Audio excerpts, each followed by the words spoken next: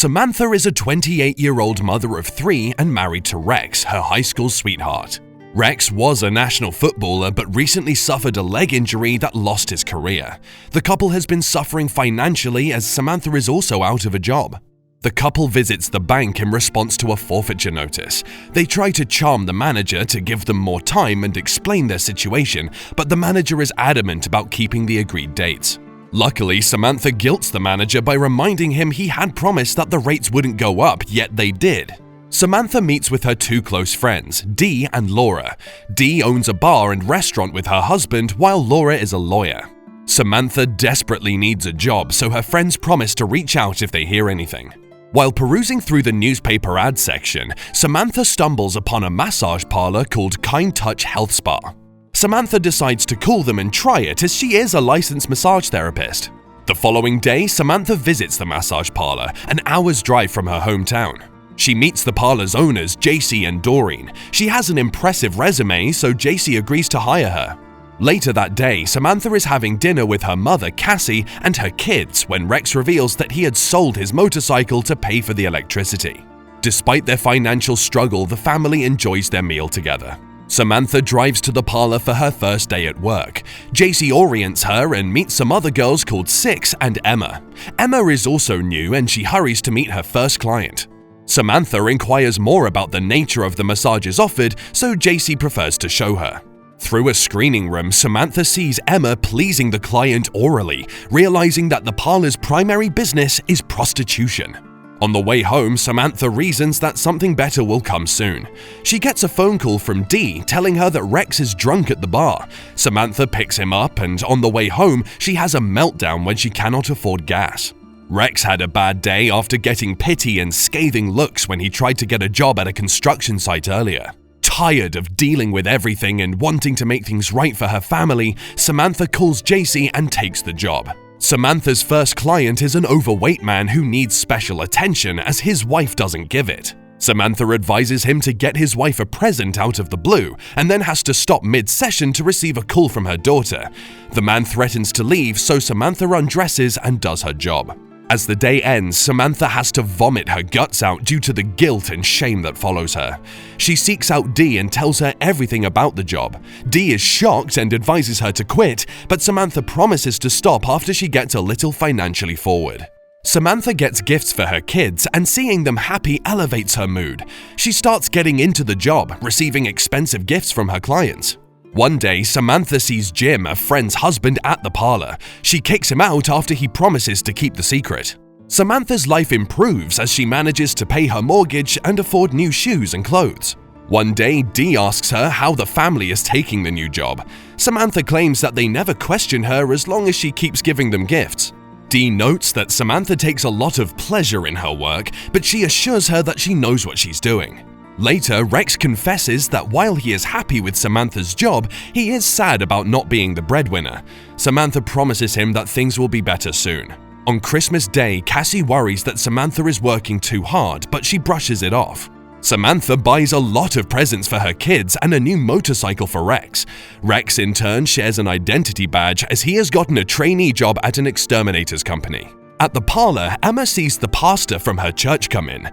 This shocks her too much as she witnesses the hypocrisy of what her pastor teaches. Emma had to run away from home to pursue her dreams of being an actress, as her parents and church wouldn't support her otherwise. Emma walks outside the parlor with Samantha at her heels. Emma wants to pray with Samantha, but the latter points her to a nearby church and gets back inside. Emma walks to the church, telling the patrons that she has something to say about the massage parlor across the street. Samantha's popularity grows at work, and she finds herself with many clients daily. Her co-workers discover that she has interpersonal relationships with the clients, listening to their personal lives and advising them on improving themselves. Consequently, Samantha suffers from exhaustion as she has to balance work and her home duties. She is often late to get home, and her relationship with Rex suffers since she refuses to take a break. One day, she nearly has an accident when she falls asleep on the drive home. She shares this with Dee, who once again urges her to quit before it's too late. After a meeting with a client, the client gives Samantha some cocaine to help her with exhaustion. Samantha is against using drugs, but she uses the coke when her daughter asks Samantha to bake her a princess castle for a showing. She starts using the drugs frequently, eventually falling into addiction habits. Meanwhile, Emma hasn't returned to the parlor, so the women assume she freaked out. Samantha stops being intimate with her husband and even snaps at her daughter at the doctor's office. Realizing how terrible her life has become causes Samantha to break down mentally.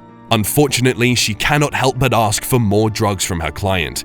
Taking the drugs also affects her job performance since she's no longer interested in hearing about her client's personal lives. Samantha is with a client when someone knocks on the door. Suddenly, the police enter the room and arrest Samantha and her client. All the women and their clients are rounded up, and JC wants to know why the police raided the area. She's been in business for over 12 years and has never had problems with the law department, as most police officers use the massage service. One cop reveals that the mayor has sanctioned this raid, so the sheriff could do nothing about it. Meanwhile, Rex is at Jim's bar watching the game when the program is interrupted by some breaking news. The massage parlor's illegal activities are revealed, and Rex watches in horror as his wife is escorted into a police car amongst other women and clients. Dee bails out Samantha and drives her home. She points out that Samantha could have quit after securing her family's financial stability, but instead she chose to stay for her own selfish desires. Samantha enters her house and finds Rex resting on the couch. He reminds her of a scenario when Samantha had held his dog when they had to put it down, how she had sung and held it till it died as he was too emotional to do it. Rex confesses that he would remember that incident anytime things would be hard between them. However, from now on, he will always associate Samantha with her prostitution. Samantha tries to apologize and explain, but Rex isn't interested. That night, Samantha watches a videotape from when she won a beauty pageant, and her daughter consoles her. Laura agrees to defend Samantha even though she has kept her in the dark about her work. Since Samantha had been found with some cocaine, she will likely spend 2 years in jail. Laura comes up with an alternative. Samantha could give up a few client names. Samantha learns that after Emma told the church patrons, they kept calling the police, and when no action was taken, they went to the mayor. As the mayor is holding a re-election campaign, such a scandal could be the stepping stone she needs to win the race. Laura wants to lessen Samantha and the other women's cases, hopefully. News about the list spreads all over the county, and most people are anxious to know if their partners are on it. Meanwhile, Rex takes the kids to his mother's place to avoid the coming social fallout. Before leaving, Samantha asks Rex if they can relocate and start over when the trial ends. Unfortunately, Rex, who cannot look at his wife, isn't ready for reconciliation talks. Samantha has an emotional conversation with her mother, revealing that a part of her liked the attention she received from her clients. Soon, the list is published in the local newspaper, and all 69 clients are apprehended. Samantha makes top news as the face behind the prostitution ring, and Rex watches with tears.